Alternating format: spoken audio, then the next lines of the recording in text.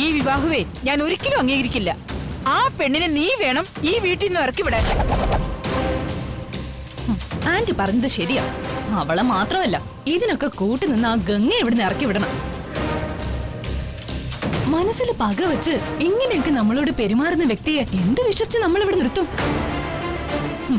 അത് സ്വന്തം കുഴിവെട്ടുന്നതിന് തുല്യവാ. ശരിയാ, ഗംഗയാ തെറ്റുകാരി. പാവം മഹി തലകുനിക്കാനിടയായത് അവൾ ഒരുത്തി കാരണോ. ഇതിനുള്ള ശിക്ഷ അവൾ അനുഭവിക്കണം. കൈലാസത്തിന്റെ അഭിമാനം തകർക്കാൻ നോക്കുന്നത് ആരായാലും അതിനെ ഞാൻ എതിർക്കും. നീ എനിക്കൊപ്പം നിൽക്കുമെന്ന് ഞാൻ വിശ്വസിക്കണം മഹി.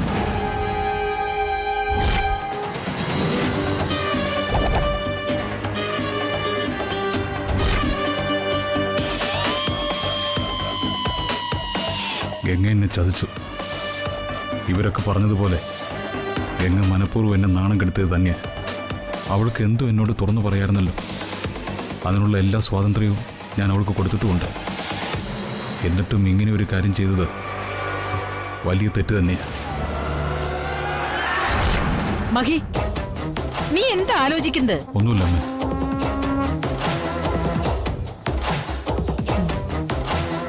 മഹിക്ക് നല്ല വിഷമമുണ്ട് നാത്തൂനെ. സ്വന്തം ഭാര്യ കൂടെ നിന്ന് ചതിച്ച ആരാ അത് സഹിക്കുന്നേ? പാവം മഹി. ഇതാണ് അട്ടയെ പിടിച്ച് മെത്തെ കിടത്തരുതെന്ന് പറയുന്നേ. അതെ, രാഹുലിന്റെ ജീവിതം കൂടിയല്ലേ ഗംഗ തകർത്തത്. അവളോട് ക്ഷമിക്കാനേ എനിക്ക് സാധിക്കില്ല.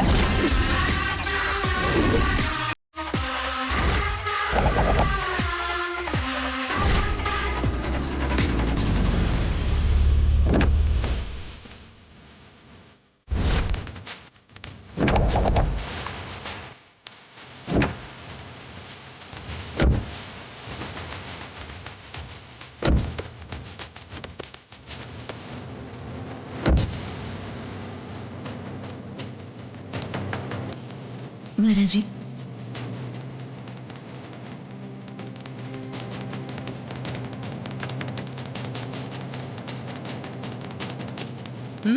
എങ്ങോട്ടാ? ആന്റി, രാജിയെ അകത്തേക്ക് സ്വീകരിക്കണ്ടേ? എന്തിന്? ഗംഗേ, നിന്റെ മനസ്സിലിരിപ്പൊന്നും ഇവിടെ നടക്കില്ല. ആന്റി, ഞാൻ... മതിയടി നിന്റെ അഭിനയം.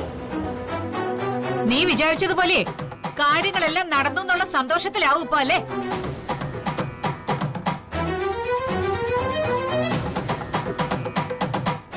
എന്താ സംശയം? ഇവളുടെ കൂട്ടുകാരെ ഓരോരുത്തരെയായിട്ട് കൈലാസത്തിൽ കയറ്റി ഭരണം നടത്താനായിരിക്കും ഭാവം. നിങ്ങളെല്ലാം ഗംഗ എന്തിനാ വഴക്ക് പറയുന്നേ? മാളു, മോളും ഉണ്ടായിരിക്കും.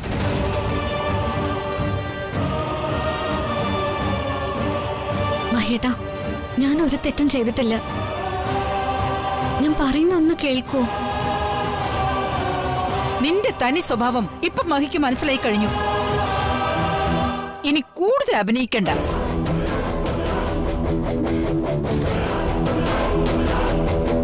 ശരി, നിങ്ങളൊക്കെ എന്നെ എന്ത് വേണേലും പറഞ്ഞു.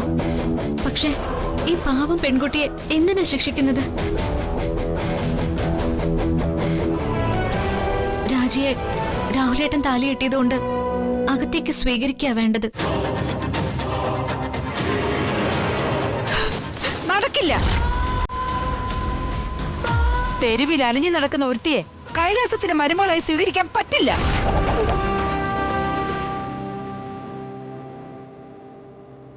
അല്ലെങ്കിൽ തന്നെ ഈ വിവാഹം ഞങ്ങൾ ആരും അംഗീകരിച്ചിട്ടില്ല. പിന്നെ എന്തിനാ ആനയിക്കുന്നത്? അതെ നാത്തൂനെ, പോലീസിനെ കൊണ്ടുവന്ന് ഭീഷണിപ്പെടുത്തിയല്ലേ കല്യാണം നടത്തിയേ. ഇനിയുള്ള കാര്യങ്ങളും പോലീസുകാർ തന്നെ നടത്തി കൊടുക്കട്ടെ.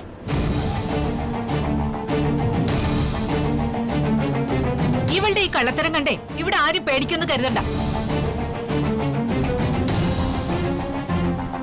എന്റെ മകന്റെ ഭാര്യയായി വരുന്ന പെൺകുട്ടിയെ കുറിച്ച് എനിക്ക് ചില സങ്കല്പങ്ങളുണ്ട്. അതനുസരിച്ചുള്ള വിവാഹമേ ഞാൻ അംഗീകരിക്കൂ, സ്വീകരിക്കൂ. ഇനി വാശി പിടിച്ചിട്ട് എന്താമേ കാര്യം? വിവാഹം കഴിഞ്ഞു പോയില്ലേ? നമ്മൾ അംഗീകരിച്ചാലും ഇല്ലെങ്കിലും രാജി ഇപ്പൊ രാഹുലിന്റെ ഭാര്യയാണ്.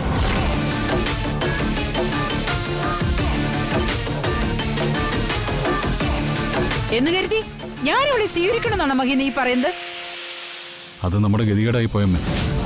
പോലീസിന്റെ സാന്നിധ്യത്തിൽ നടത്തിയ വിവാഹം. ഇനി ഇവിടെ സ്വീകരിച്ചില്ലെങ്കിൽ അത് വലിയ കേസാവും.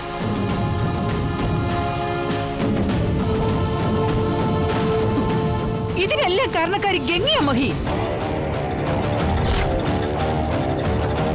ഗംഗേച്ചി ഒരു തെറ്റും ചെയ്തിട്ടില്ല. നീ മിണ്ടരുത്. ഓ, ഇപ്പോഴേ അവൾക്ക് സപ്പോർട്ട് ചെയ്ത് തുടങ്ങിയല്ലോ ആന്റി. ഇതിൽ നിന്നും വ്യക്തമല്ലേ രണ്ടുപേരും ചേർന്ന് നടത്തുന്ന നാടകമായതെന്ന്. അതിനല്ലേ ഇവളീ ദരിദ്രവാസിയെ കൂടെ കൂട്ടിക്കൊണ്ട് വന്നിരിക്കുന്നേ. രാഹുൽ എന്താ ഒന്നും മിണ്ടാത്തത്? ഇവളിപ്പോൾ നിന്റെ ഭാര്യയാണ്. നിന്റെ തീരുമാനത്തിന് തന്നെയാണ് പ്രാധാന്യം. ഞാൻ ഒരിക്കലും ഇവളെ ഭാര്യയായിട്ട് അംഗീകരിക്കില്ലേട്ടാ.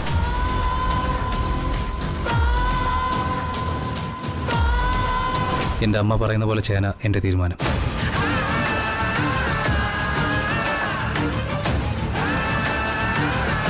മഹി കേട്ടല്ലോ, എന്റെ മകന് ഒരു താല്പര്യമില്ലാത്ത ഒരുത്തിയെ അവന്റെ തലയിൽ കെട്ടിവെച്ചത് നിന്റെ ഭാര്യ. ഇപ്പോ അവന്റെ ജീവിതം നശിച്ചില്ലേ? എല്ലാത്തിനും മഹിയേട്ടനും കൂടെ ഉത്തരവാദിയാ. ഗംഗയ്ക്ക് ആവശ്യത്തിൽ കൂടുതൽ സ്വാതന്ത്ര്യം കൊടുത്തു. അതാ ഇതിനൊക്കെ കാരണം. നിങ്ങൾ പറയുന്നതൊക്കെ ശരിയാ. എല്ലാം എൻ്റെ തെറ്റാ. ഭാര്യയെ നിയന്ത്രിക്കാൻ അറിയാത്തൊരു ഭർത്താവായി പോയി ഞാൻ. മഹേട്ടാ, മഹേട്ടൻ ഇങ്ങനൊന്നും പറയല്ലേ. ഗംഗ എന്നോട് സംസാരിക്കണ്ട. ഇതുവരെ എന്നോട് പറയാൻ മടിച്ചതൊന്നും ഇനി പറയേണ്ട കാര്യമില്ല. നീ ചെയ്ത തെറ്റിന്റെ പേരിൽ എല്ലാവരുടെ മുമ്പിൽ കഴിവുകെട്ട ഒരു ഭർത്താവായി ഞാൻ. ഗംഗയോട് ദേഷ്യപ്പെടല്ലേ അച്ഛാ? മോളെ, മുതിർന്നവർ സംസാരിക്കുന്നതിന് ഇടയിൽ കയറരുതെന്ന് നിന്നോട് ഞാൻ പറഞ്ഞിട്ടുള്ളതല്ലേ? കുഞ്ഞിനെ പറഞ്ഞിട്ട് എന്താ കാര്യം? പഠിപ്പിക്കുന്നത് ഇവളല്ലേ? മഹി, ഇപ്പൊ തന്നെ ഇവളെ ഇവിടുന്ന് പറഞ്ഞു വിടണം. അമ്മ, ഞാൻ പറയുന്നൊന്ന് മനസ്സിലാക്കുക. ഈ വീട്ടിൽ നിന്ന് നമ്മൾ ഈ പെൺകുട്ടിയെ പറഞ്ഞു വിട്ടാൽ ഇവൾക്കുണ്ടാവുന്ന എല്ലാ പ്രശ്നങ്ങൾക്കും നമ്മൾ ഉത്തരവാദിത്തം പറയേണ്ടി വരും. അതുകൊണ്ട് രാജി സ്വീകരിക്കാതെ നിവൃത്തിയില്ല.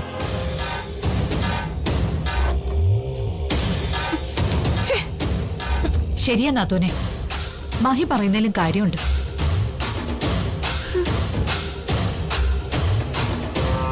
എന്ന് കരുതി അഷ്ടയ്ക്ക് വകയില്ലാത്ത ഒരുത്തിയെ രാഹുലിന്റെ തലയിൽ കെട്ടിവെക്കണോ? പണത്തിന്റെയും സ്വത്തിന്റെയും പേരിൽ അമ്മ ഈ വിവാഹത്തെ എതിർക്കണ്ട. അതിന് പരിഹാരം ഞാനുണ്ടാക്കാം. എന്ത് പരിഹാരം? തൽക്കാലം എൻ്റെ പേരിലുള്ള സ്വത്തിന്റെ ഒരു പങ്ക് ഞാൻ രാഹുലിന് എഴുതി കൊടുക്കാം.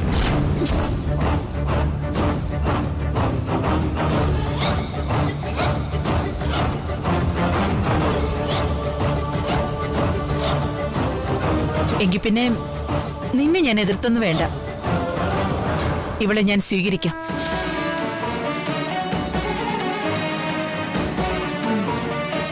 നിന്റെ ഭാര്യയ്ക്ക് നിന്നെ വിലയില്ലെങ്കിലും എനിക്ക് നിന്റെ വാക്കുകൾക്ക് വിലയുണ്ട്.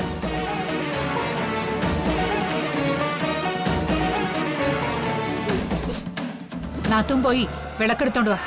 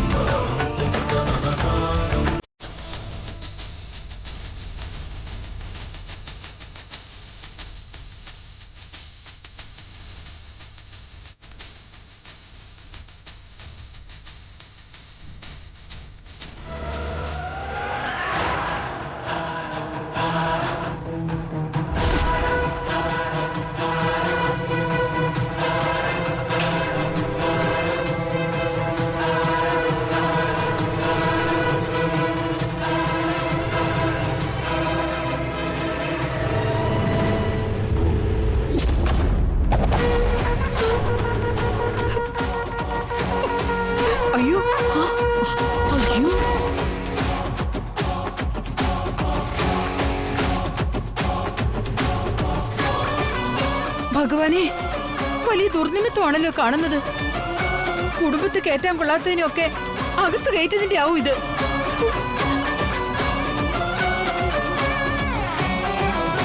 അതെ നാത്തൂനെ, ഇതെന്തോ ആപത്ത് വരാൻ പോകുന്നതിന്റെ സൂചന തന്നെയാ. ഹോ, ഇനി എന്തൊക്കെ കാണേണ്ടി വരുമോ?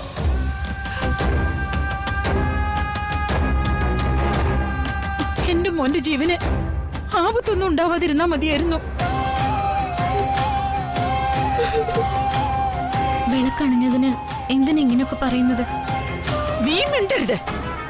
നീ ഒരുത്തി കാരണം ഇതൊക്കെ. എന്റെ മോൻ എന്തെങ്കിലും സംഭവിച്ചാ നീ ആവും അതിന് ഉത്തരവാദി.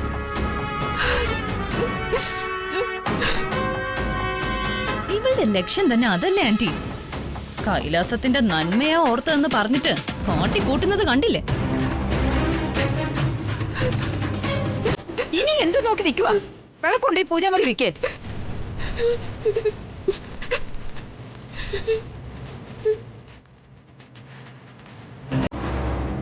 നിങ്ങളൊക്കെ എന്തിനാ ഇങ്ങനെ പ്രശ്നം ഉണ്ടാക്കുന്നത്?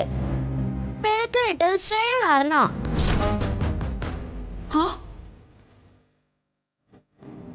ഞാൻ കാരണോ? മാളു, മോള് വെറുതെ എന്തിനാ എന്നെ കുറ്റം പറയുന്നേ? ഞാൻ പറഞ്ഞ സത്യ. ശ്രേയ ഫാൻ ഇട്ടത് കൊണ്ടാ വിളക്ക് കെട്ടത്.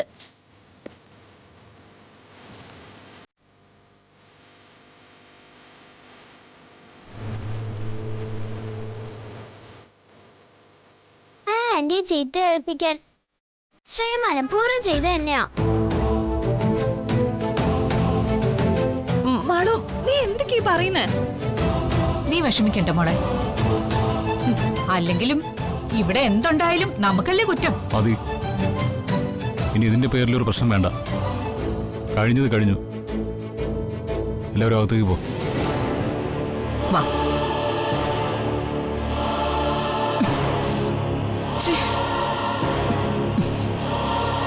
ഇവളെ അധികം നാൾ ഈ വീട്ടിൽ ഞാൻ വഴിക്കില്ല. ഞാൻ ഈ ചെയ്തതെല്ലാം എന്റെ മക്കൾക്ക് വേണ്ടിയാ. എന്റെ മകന്റെ ലൈഫിലേക്ക് കരിനിഴൽ പോലെ കയറി വന്ന പീറപ്പെണ്ണ് കരഞ്ഞുകൊണ്ട് ഈ കൈലാസത്തിന്റെ പടിയിറങ്ങും.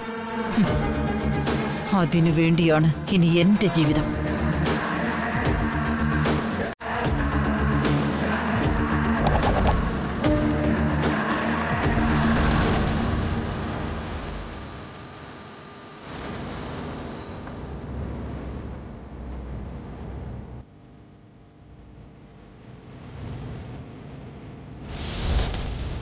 മോളെ ഗംഗേ,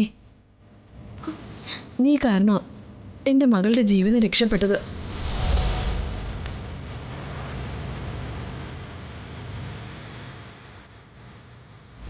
നീ ഞങ്ങൾക്കൊപ്പം നിന്നില്ലായിരുന്നെങ്കിൽ ഇതൊന്നും നടക്കില്ലായിരുന്നു. മഹേട്ടാ, എന്താ നിനക്ക് വേണ്ടത്? മഹേട്ടൻ എന്നെ തെറ്റിദ്ധരിച്ചിരിക്കുക. ശരിയാ, ഇതുവരെ എനിക്ക് നിന്നെ തെറ്റിദ്ധാരണയായിരുന്നു. ഞാൻ കരുതിയത് ഞാൻ അറിയാത്ത രഹസ്യങ്ങളൊന്നും നിനക്കില്ല എന്നാണ്. പക്ഷെ ഞാനൊരു ഫൂളായിരുന്നെന്ന് എനിക്കിപ്പോഴാണ് മനസ്സിലായത്. ഇങ്ങനെയൊന്നും പറയരുത് മഹേട്ടാ, എനിക്കിതൊന്നും സഹിക്കാൻ പറ്റില്ല. ഗംഗേ, വേണ്ട. ഇനി നീ എൻ്റെ മുമ്പിൽ നാടകം കളിക്കരുത്. നിന്റെ ഈ കണ്ണുനീര് ഞാൻ വിശ്വസിക്കില്ല. മഹേട്ടൻ എന്നെ തെറ്റിദ്ധരിച്ചിരിക്കുക.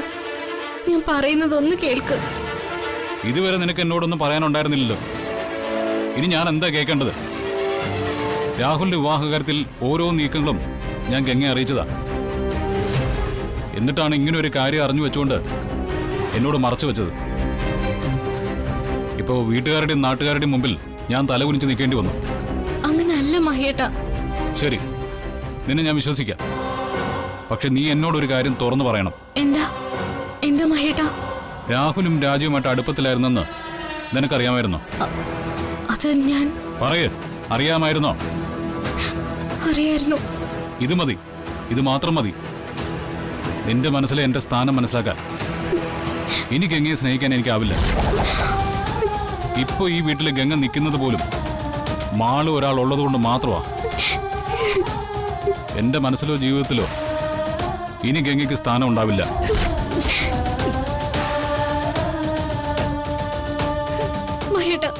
മഹേട്ടൻ ഇങ്ങനൊന്നും പറയരുത്.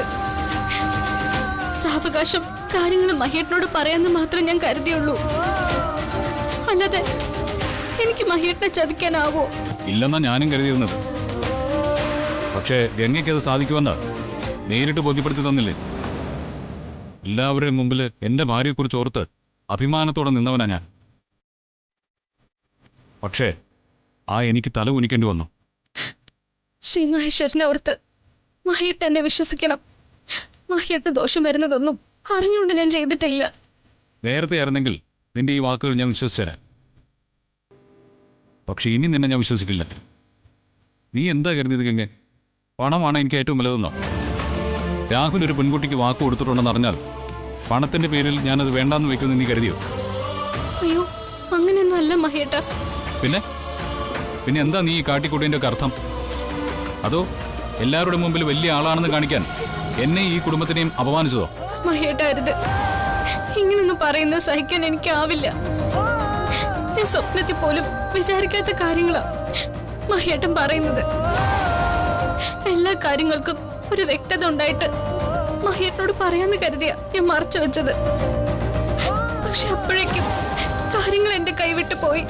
അതെ, കാര്യങ്ങൾ കൈവിട്ടു പോയി.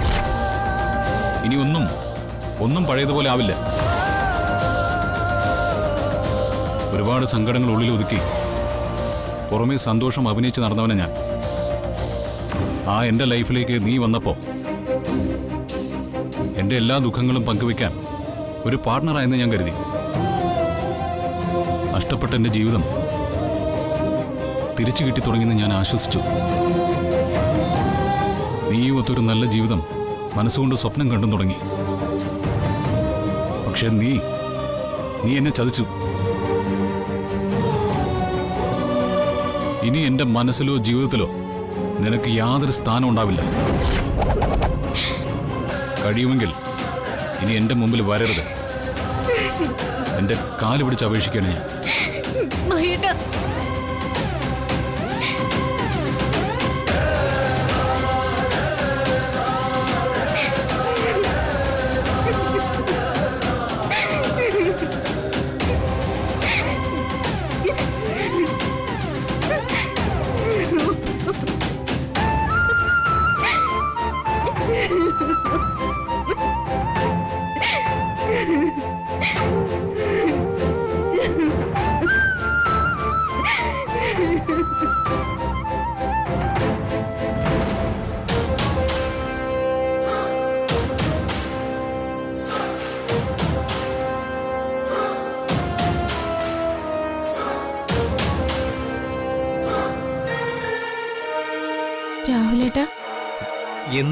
എന്താ നിനക്ക് വേണ്ടത്? എന്തിനാ രാഹുലേട്ടാ എന്നോട് ഇങ്ങനെ ദേഷ്യപ്പെടുന്നത്? ഞാനിപ്പോ രാഹുലേട്ടന്റെ ഭാര്യയല്ലേ? ഓഹോ, അപ്പോ ഭാര്യയുടെ അധികാരം കാണിക്കാൻ വന്നതാണോ? ഞാൻ ഒരു കാര്യം പറഞ്ഞേക്കാം. ഭീഷണിപ്പെടുത്തി എന്നെ കൊണ്ട് താലി കെട്ടിച്ചെന്ന് കരുതി എന്റെ മുന്നിൽ ഭാര്യ വേഷം കെട്ടാൻ വന്നു പോരുത്. എന്റെ രാഹുലേട്ടൻ തന്നെയാണോ ഈ സംസാരിക്കുന്നത്? എനിക്കിത് വിശ്വസിക്കാൻ പറ്റുന്നില്ല. എനിക്ക് വേണ്ടി മരിക്കാൻ പോലും തയ്യാറായി നിന്നിട്ട് എന്താ രാഹുലേട്ട പറ്റിയത്? എനിക്ക് പറ്റിയത് എന്താണെന്ന് നിനക്കറിയില്ലല്ലേ? എന്റെ ജീവിതം നീ തകർത്തത്. ഈ കൈലാസത്തിൽ രാഹുലിന്റെ ഭാര്യയാവാൻ എന്ത് യോഗ്യതയാ നിനക്കുള്ളത്? ഞാനല്ലല്ലോ, എന്റെ ജീവിതത്തിലേക്ക് വന്നത് നിങ്ങളല്ലേ. പുറകെ നടന്ന് എന്നെ മോഹിപ്പിച്ച് ചതിച്ചിട്ട് ഇപ്പൊ ഞാൻ നിങ്ങൾക്ക് കൊള്ളാത്തവളായല്ലേ? അതെ, നീ കൊള്ളാത്തവള് തന്നെയാ. നീ എന്താ കരുതിയേ എനിക്ക് നിന്നോട് ദിവ്യ പ്രണയമാണെന്നോ? അതിന് മാത്രം ബുദ്ധിയില്ലാത്തവനാണോ ഞാൻ? നിന്നെ ഞാൻ കൊണ്ടു നടന്നിട്ടുണ്ടെങ്കിൽ അതിന്റെ ലാഭം നീ ഉണ്ടാക്കിയിട്ടുണ്ട്. നിന്റെ വിലയാണ് ഞാൻ ഓരോ സമ്മാനങ്ങളായിട്ട് വാങ്ങിത്തന്നത്. അങ്ങനെ എന്തെങ്കിലും തന്നിട്ടുണ്ടെങ്കിൽ അത് ഞാൻ മുതലാക്കിയിട്ടുണ്ടാവൂന്ന് കരുതി ഇവിടെ കയറി താമസിക്കാനാണ് ഉദ്ദേശമെങ്കിൽ നടക്കില്ല മോളെ. നിന്നെ കൊന്നിട്ടായാലും എന്റെ ലൈഫിൽ നിന്നും നിന്നെ ഞാൻ ഒഴിവാക്കിയിരിക്കും. എന്നെ നിങ്ങളുടെ ലൈഫിൽ നിന്ന് ഒഴിവാക്കണമെങ്കിൽ ആദ്യം എന്നെ കൊല്ലണം. അല്ലാതെ ഞാൻ രാഹുലേട്ടനെ വിട്ടു പോവില്ല. പോകാൻ എനിക്ക് പറ്റില്ല. കാരണം എനിക്ക് നിങ്ങൾ അത്രയ്ക്ക് ഇഷ്ടം. ആർക്ക് വേണം നിന്റെ ഇഷ്ടം?